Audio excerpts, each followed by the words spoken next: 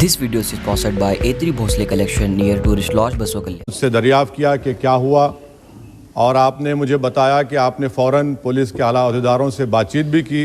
मैं आपका बेहद शुक्रिया अदा करता हूं कि आपने अपनी संवैधानिक जिम्मेदारी को एक रुकने पार्लिमान की जान पर जब कातिलाना हमला किया गया टोल गेट पर, आपने उस बात की। मैं आपका शुक्रिया अदा करता हूं।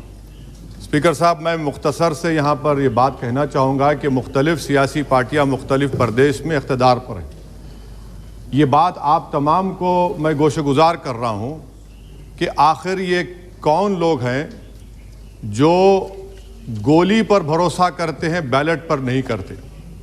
आखिर ये कौन लोग हैं जो इतना रेडिकलाइज हो चुके हैं कि इनको इस संविधान पर एतमाद नहीं रहा, उनको अंबेडकर के बनाए हुए संविधान के ख़िलाफ़ हैं, जो इतनी नफ़रत पैदा करते हैं।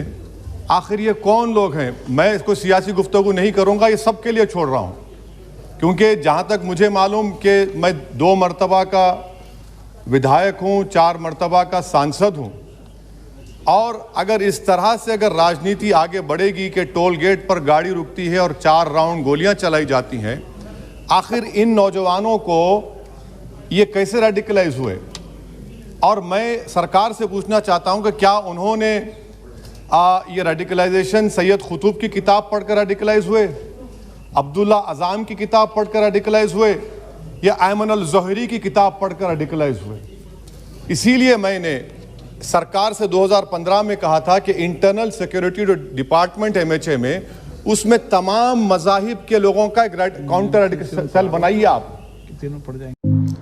आपके सपने हमारे अपने, new Asia developers private limited company. और सर, ये रेडिकलाइज हो चुके हैं तो भारत की इससे राइट विंग कम्युनिज्म और टेररिज्म बढ़ेगा। मैं आपसे अपील कर रहा हूं कि जो गलती NDA 1 में की थी, आप वही करने जा रहे हैं। आपको नुकसान होगा, आपकी सरकार को नुकसान होगा, देश को तो, देश की सालिमियत को खतरा तो पैदा हो रहा है। सर, मैं आपके जरिए से सरकार को यह भी बताना चाहूंगा कि जिन लोगों ने ये रेडिकलाइजेशन किया है, आप इस पर गौर करिए, इन पर UAPA क्यों नहीं लगाते आप?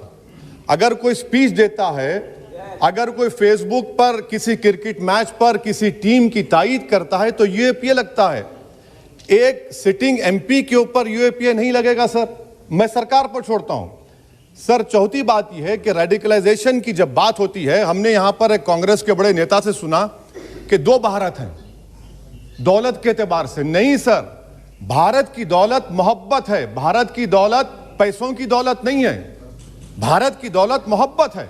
हां, 2 भारत हैं, एक मोहब्बत पर जो पिछले कई बरसों से आबाद है, और एक नफरत पर भारत बन रहा है।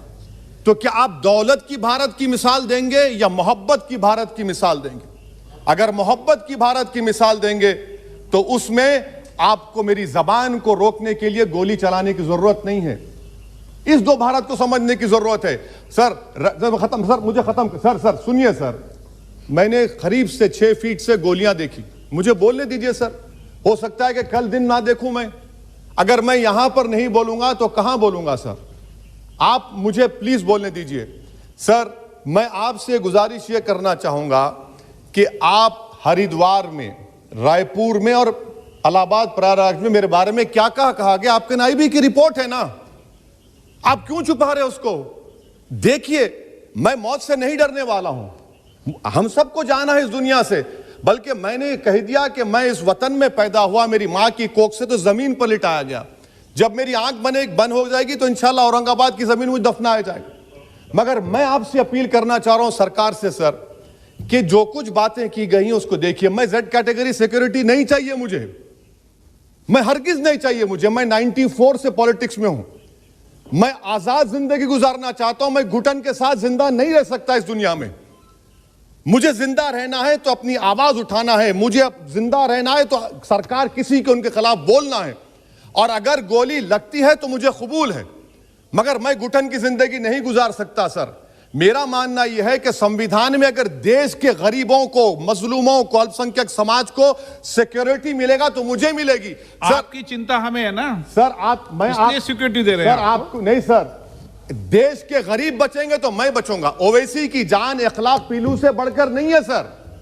ओवैसी की जान उस वक्त बचेगी जब गरीब की जान बचेगी। इसीलिए मैं आपके जरिए सरकार से अपील करना चाहूंगा कि सर इस नफरत को खत्म करिए, इस नफरत को खत्म करिए और इस पर आप गौर करिए। मैं नहीं लूंगा सिक्योरिटी, मैं जेड कैटेगरी नहीं चाहता हूं सिक्योरिटी। मुझे ए कैटेगरी का शहरी बनाइए आप, मुझे ए कैटेगरी का शहरी बनाइए ताकि मेरी और आपकी जिंदगी बराबर हो। जब देश के प्रधानमंत्री पर सिक्योरिटी ब्रीच हुआ, अपोजिशन की तरफ से मैंने कहा था कि गलत हुआ। सब सेकुलर पार्टी के लोगों ने कहा कि ओवैसी तुम क्यों बोले, तुम क्यों बोले। मैंने कहा नहीं, देश का प्रधानमंत्री मेरा है, सिक्योरिटी ब्रीच हुई तो एक्शन लेना चाहिए। मगर 4 मर्तबा के एमपी पर कोई 6 फीट के फासले से 4-4 गोली चलाता है। मुझे मौत है, हम सबकी मौत है, मगर मैं इन गोली चलाने वालों से डर कर खामोश नहीं बैठने वाला हूं। और मैं दुआ करता हूं कि उत्तर प्रदेश में पुरअमन पोलिंग होगी इंशाअल्लाह। उत्तर प्रदेश की जनता गोली चलाने वालों का जवाब बैलेट से देगी, नफरत का जवाब मोहब्बत से देगी और कमजोरों को दबाने का जवाब हिस्सेदारी से देगी। मेरी आपसे गुजारिश है सर कि मुझे जेड कैटेगरी नहीं चाहिए, मैं रिजेक्ट करता हूं। आप इंसाफ करिए सर, उस पर यूएपीए लगाइए। और इनके दिमाग कौन है, 2 लोग रेकी करते हैं, उनको मालूम कि मैं मीरठ किठौर से आ रहा हूं उस टोल गेट पर और 6 फीट के फासले पर गोली चलाते हैं। तो आप देख लीजिए सर, आप सरकार के हवाले, अगर आप इंसाफ करना चाहे आप इंसाफ कर सकते, मगर रेडिकलाइजेशन आपको नुकसान पहुंचाएगा और इससे राइट विंग टेररिज्म बढ़ेगा। शुक्रिया सर। Thank you sir.